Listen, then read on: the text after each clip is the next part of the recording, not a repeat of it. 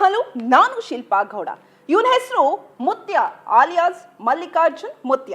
ಅಬಾಬಾಬಾಬಾಬಾಬಾಬಾಬಾಬಾಬಾಬಾ, ಏನ್ರಿ ಇವಂದು ಆಟಿಟ್ಯೂಡ, dance, acting, ಧರ್ಮನ, ಏನಿದು? ಪಾಪ ನಮ್ಮ ಉತ್ತರ ಕರ್ನಾಟಕದ ಜನರು, ಅದರಲ್ಲೂ ಕಲ್ಯಾಣ ಕರ್ನಾಟಕದ ಜನರು ಮುಗ್ಧರು. ಎಂತಹ ಮುಗ್ಧರು ಅಂದರೆ, ಎಂತಹ ಒಳ್ಳೆಯ ಮುಗ್ಧರು ಅಂದರೆ, ದೈವ ಭಕ್ತಿ ಅಂದರೆ ಪ್ರಾಣ ಬೇಕಾದರೂ ಕೊಡ್ತಾರೆ. ಇವನು ಯಾಕೋ ಕಾಮಕ ಸ್ವಾಮೀಜಿ ಅದನ್ನ ಮಿಸ್ಯೂಸ್ ಮಾಡ್ಕೊಳ್ತಿದ್ದಾನೆ ಕಣ್ರಿ. ಇವನ ಬಗ್ಗೆ ಅವರಲ್ಲಿ ನಂಬಿಕೆಯನ್ನು ಬರ್ಸಿದ್ದಾನೆ.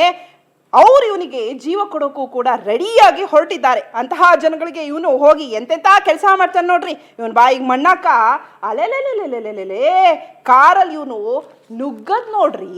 ಓಹೋಹೋಹೋ, ಇವನು ಓಡದ್ ನೋಡ್ರಿ. ಆಗ್ಲೇ ಇವನು ವಿ ಐ ಪಿ ಲೆವೆಲ್ಗೆ ಆಡ್ಸೋಣ. ಬಾಬಾ ಅದೆಲ್ಲ ಹೋಗ್ಲಿ.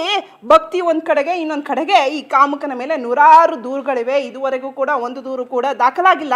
ಇವನು ಸ್ಥಳೀಯ ರಾಜಕಾರಣಿಗಳನ್ನ, ಮುಖಂಡರುಗಳನ್ನ ಹೆದರ್ಸ್ಕೊಂಡಿದ್ದಾನೆ.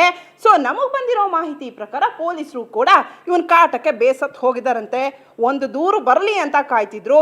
ಈಗ ಒಂದು ದೂರು ದಾಖಲಾಗಿದೆ, ಅದು suo motu.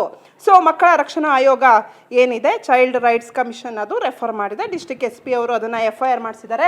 Really I appreciate, whole Karnataka appreciate ಮಾಡ್ತಾ ಇದ್ದಾರೆ. ಇನ್ನು ಈ ಸುದ್ದಿ ಕೂಡ ನ್ಯಾಷನಲ್ ಲೆವೆಲ್ವರೆಗೆ ಹೋಗಿದೆ, FIR ಆಗಿದ್ದು. That's well and good. ಇದು ಸಿಕ್ಕಾಪಟ್ಟೆ ಸರಿಯಾಗಿದೆ. ಇದಷ್ಟೇ ಅಲ್ಲದೆ ಈತನ ಮೇಲೆ ನೂರಾರು ದೂರುಗಳಿವೆ.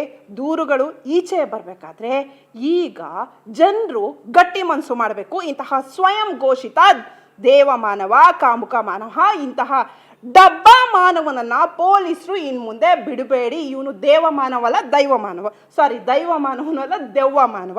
ಇವನು ದೈವಮಾನವನೋ, ದೇವಮಾನವನೋ ಅಥವಾ ದೆವ್ವಮಾನವನೋ ನೀವೇ ಜೈಲಲ್ಲಿ ತೋರಿಸಿ. ಉತ್ತರ ಕರ್ನಾಟಕ ಭಾಗದ, ಅದರಲ್ಲೂ ಕಲ್ಯಾಣ ಕರ್ನಾಟಕ ಭಾಗದ ಜನರನ್ನ ದಿಕ್ಕು ತಪ್ಪಿಸಿ ಅವರ ನಂಬಿಕೆಗೆ ಮೋಸ ಮಾಡ್ತಾ ಇದ್ದಾನೆ.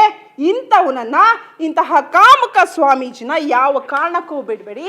ಈ ಆಟಿಟ್ಯೂಡ್ ಸ್ವಾಮೀಜಿ ನೋಡ್ರಿ, ಇದು ಸ್ವಾಮೀಜಿ ಲಕ್ಷಣನ ಅಲ್ಲ, ಅವಲಕ್ಷಣ.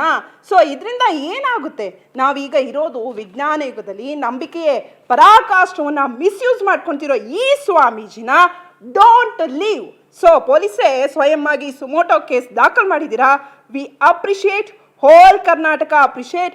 ಪೊಲೀಸರ ಪರವಾಗಿ ಎಂಟೈರ್ ಕರ್ನಾಟಕ ನಿಂತಿದೆ. ಇವನನ್ನ ಬಿಡಬೇಡಿ.